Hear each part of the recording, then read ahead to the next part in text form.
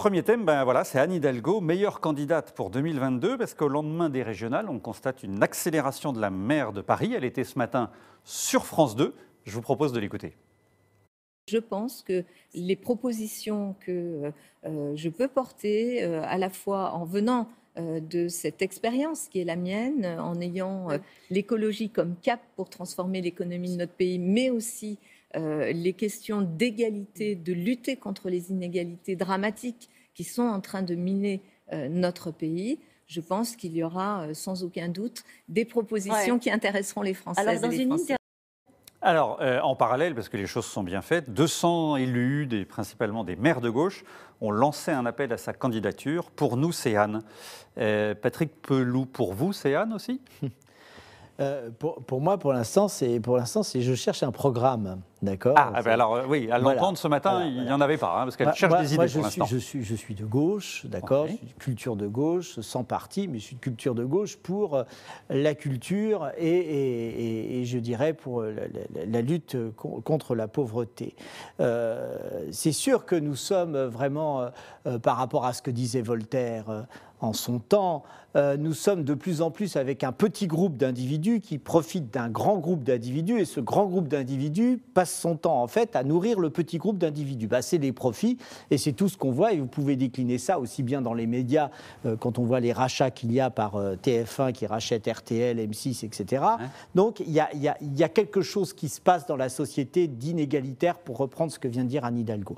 Bon, maintenant... le profil d'Anne Hidalgo vous séduirait ou... Non, mais ça peut coller, mais ça ne collera pas s'il n'y a pas de programme derrière. D'accord. C'est-à-dire que les régionales, c'est bien, le crash test, la une de Marianne est juste. C'est-à-dire qu'en fait, ils ont fait une liste d'union de la gauche au régional en Ile-de-France. C'est très beau à voir. Second tour, voilà. Où est le programme ? Et on s'aperçoit qu'en creusant, les programmes sont totalement disparates, etc.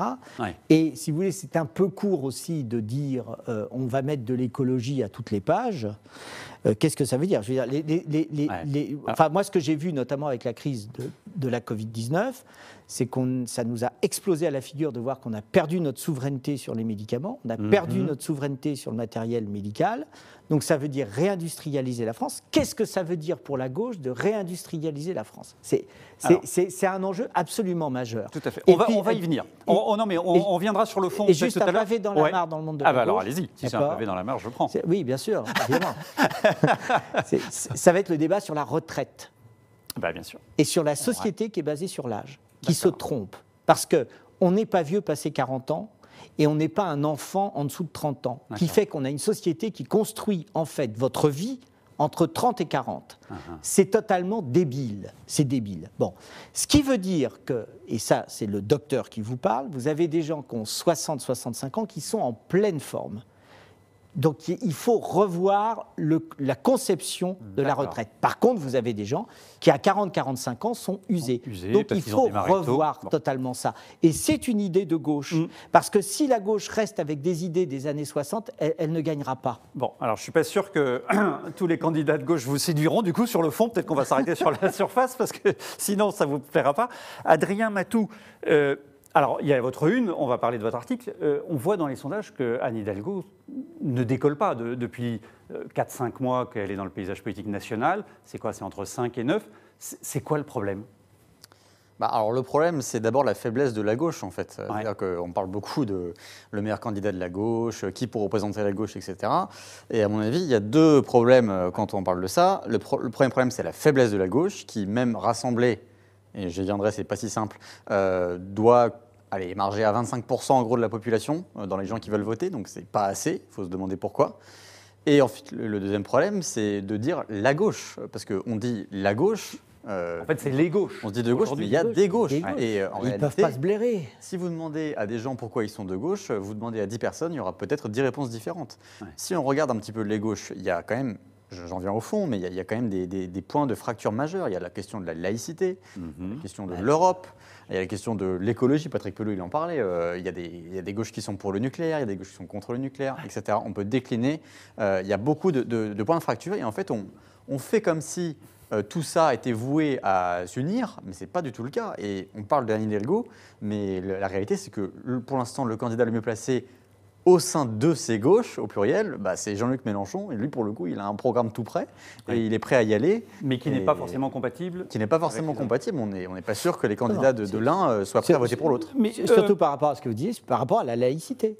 Ouais. Ah oui, par rapport à la laïcité. Points, ouais. La laïcité, qui était d'ailleurs le socle électoral du Parti socialiste, et le Parti socialiste, par une frange du Parti socialiste, s'est éloigné de la laïcité en prenant un discours sur la laïcité qui était que la laïcité est une exclusion. C'est faux. La laïcité est une inclusion de tout le monde. Et il se trompe, et ça, la laïcité, ça va être un point d'achoppement, et vous verrez. Ce qui est intéressant, c'est que sur les régionales, celle qui a repris le discours sur la laïcité, c'est Pécresse.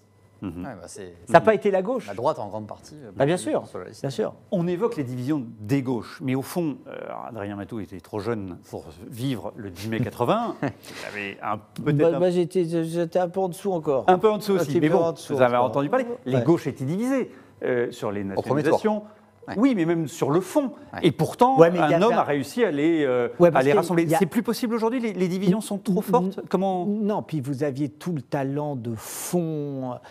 C'était autre chose. C'est-à-dire que François Mitterrand était parti. Il a fait vraiment un long parcours. Et puis vous aviez une adhésion, vous aviez une discipline de parti. Là, il n'y a plus de discipline. Ouais. Honnêtement, il n'y a plus de parti. D'accord ? Bon, voilà. Ouais. Mais comme vous disiez, encore, il y a la France insoumise et encore, ça se fracture largement. C'est très compliqué d'avoir une adhésion collective et surtout, ce qui manque là, c'est un programme. Si je vous pose la question, quel est le programme du Parti socialiste là ? Il n'y en a pas. Alors, ils vont faire des propositions, mais des propositions par rapport à l'ampleur du drame de notre pays. L'ampleur du drame, c'est là où moi, je serais plus de dire, l'espèce d'espérance impossible de l'union, d'accord, l'union sacrée de tout le monde ensemble et on remonte le pays. Ouais. Et c'est ça qu'on va regarder. Là, vous parlez de l'offre politique. On parle du haut des partis, etc. Mais on peut même partir du bas. C'est-à-dire qu'en 1981, la gauche, c'était quelque chose de cohérent. C'était une alliance des classes populaires et d'une partie des couches moyennes qui étaient en ascension, notamment les enseignants. Aujourd'hui, est-ce que, alors on peut répondre oui ou non à cette question, mais est-ce que la fraction gauche-droite, c'est la division pertinente pour la société française ? En 2017, vous avez 2 candidats au second tour, 2 candidats qui rejettent le clivage gauche-droite. Donc on peut se poser la question, on peut répéter la gauche, la gauche, la gauche, mais peut-être que la question pour la France n'est pas la gauche ou la droite aujourd'hui. Alors, on en revient sur votre couve. Justement, est-ce que dans ces régionales, il n'y a pas eu ce retour du clivage droite-gauche ? On a vu que les présidents sortants de droite et les présidents sortants de gauche ont été réélus. Donc ça veut dire que c'est quoi ? C'est victoire de gauche et droite ou c'est victoire que des sortants ? Alors déjà, c'est un flashback de 15 ans en arrière dans la vie politique française, c'est régional, avec une abstention quand même faramineuse qui est le phénomène majeur. Et alors, on peut se demander, est-ce que c'est le retour de la gauche ou de la droite ou est-ce que c'est la prime au sortant ? Moi, j'aurais plutôt tendance à répondre la prime au sortant. Tous les sortants ont été réélus.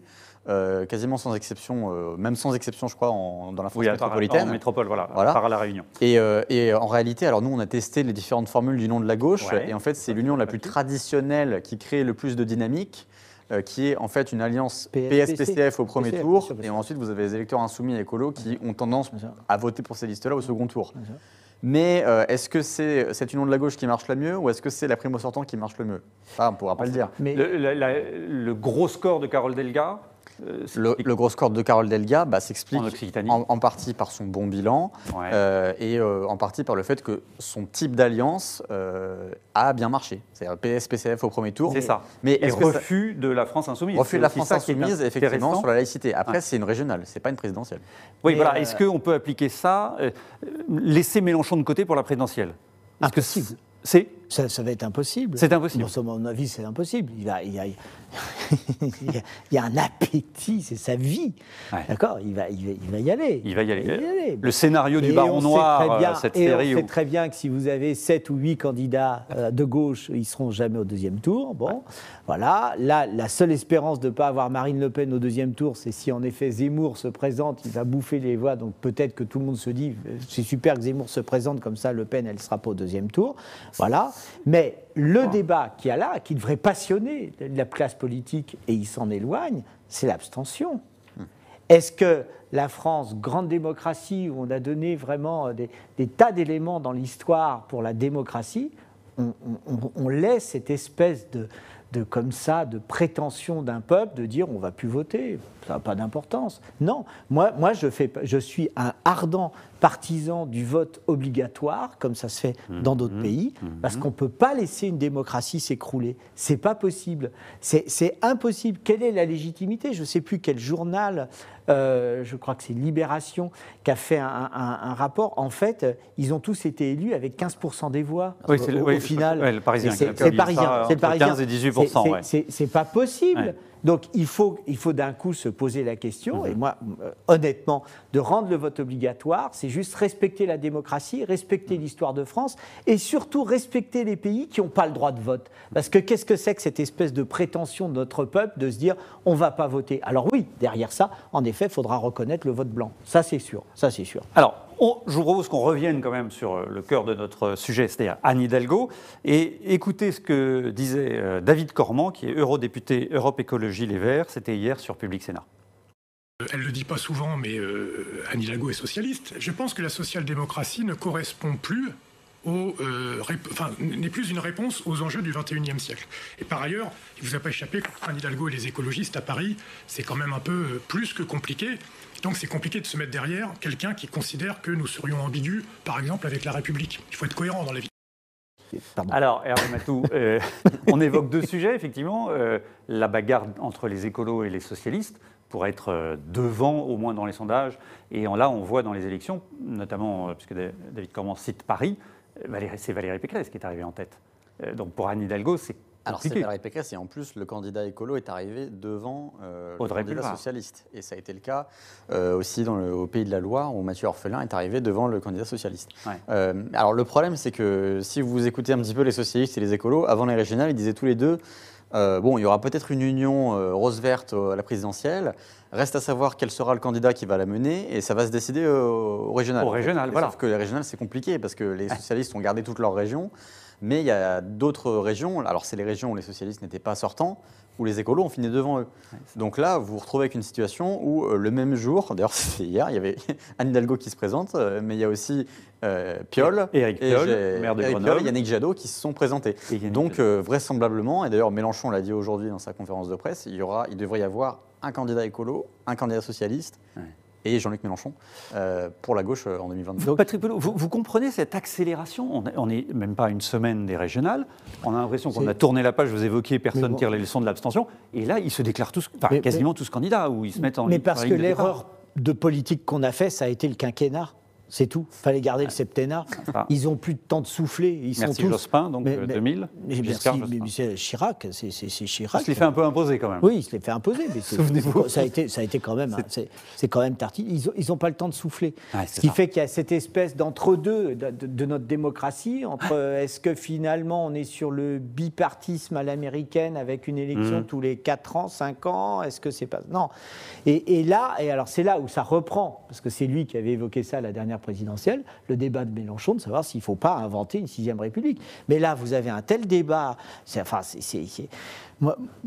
Voilà, Anne Hidalgo, il y a quand même une conception politique, il y a un fond, il y a quelque chose. Qu'il n'y a pas chez les candidats verts Non, vous diriez, moi je reprends parce que ça m'a fait marrer, mais je reprends ce qu'avait dit Felkelkraut dans une interview du Figaro, qui avait dit le problème des écologistes, c'est les écologistes. et j'arrive pas à savoir. Moi j'ai beaucoup de mal avec les écologistes, parce qu'il y en a beaucoup qui sont anti-vaccins. Oui, il y a ça. D'accord, donc il y en a beaucoup qui sont contre le progrès médical parce que ça rendrait malade, etc. Donc c'est un peu. Il y a un vrai sujet. J'ai un peu un problème là-dessus. Mais enfin bon. Mais à mon avis, l'orientation qu'il y a, c'est de se dire, en effet, si Mélenchon dit il va y avoir un candidat socialiste vert, machin, bon, après vous aurez le NPA, vous aurez forcément des à côté aussi, pouf, pouf, vous arrivez aussi. Voilà, lutte ouvrière, toute façon, vous arrivez à 7-8. Il y a aussi le PCF, il faut quand même en parler. Exactement. Et ils ne seront pas au deuxième tour. C'est mathématique. Alors, Adrien Matou, vous qui suivez la vie politique, vous imaginez quoi la primaire des Verts déterminera un candidat qui sera important d'ailleurs, parce que si vous avez Yannick Jadot, qui est beaucoup plus haut, a priori, dans les sondages que Éric Piolle ou Sandrine Rousseau, peut-être que ça renforcera l'hypothèse d'une candidature verte qui va jusqu'au bout. Alors que si Éric Piolle ou Sandrine Rousseau gagnent cette primaire, et on sait que les militants verts ont tendance à privilégier le candidat celui qui est favori, ce sont d'une part des personnages qui sont moins connus des Français, mais c'est aussi des personnages qui sont beaucoup plus proches de Jean-Luc Mélenchon. Donc, elle aurait quand même une importance, elle sera à regarder de près cette primaire écologiste. Vous pensez qu'il pourrait plus s'allier avec Jean-Luc Mélenchon? Parce qu'on évoquait aussi un accord possible avec Anne Hidalgo. Alors voilà, mais en fait, sur la laïcité, je suis assez d'accord. Sur la laïcité, je suis assez d'accord. Parce que quand vous regardez ce que font les mairies qui ont basculé écolo, ils favorisent quand même largement le communautarisme. Et en plus, vous avez le cas de Yannick Jadot, qui est beaucoup plus proche du PS. Oui. Et puis, Anne Hidalgo, c'est attaqué directement au Vert en disant qu'ils avaient des problèmes avec la République. Donc, ils ont des problèmes avec si c'est Anne Hidalgo la candidate du PS, ça va aussi compliquer la perspective d'une alliance avec les écolos. Alors, les internautes qui nous suivent, le droitiste nous dit Mitterrand a tué la gauche pour 30 ans. Bon, c'est radical. On y donc est, donc la question c'est voilà. Et Claudius 15, c'est idiot de tirer des conclusions à partir d'une élection avec 66% d'abstention. C'est vrai, on a tout de suite dit dès le début que il fallait faire attention. Bien sûr. Voilà. Ce qui nous amène à notre deuxième partie de débat.